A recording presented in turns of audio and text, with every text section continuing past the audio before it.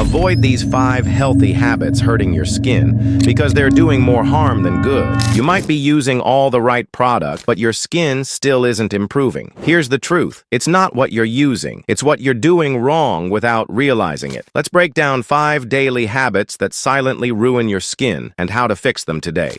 First, using hot water to wash your face. Hot water feels amazing, but it strips your skin of natural oils, leaving it dry and irritated. Use lukewarm water. It still cleans but protects your skin barrier. Second, over-exfoliating. Exfoliating every day sounds like you're staying extra clean, but you're actually damaging your skin barrier. Too much scrubbing leads to redness, sensitivity, and breakouts. Exfoliate 1 to 2 times a week with a gentle exfoliant.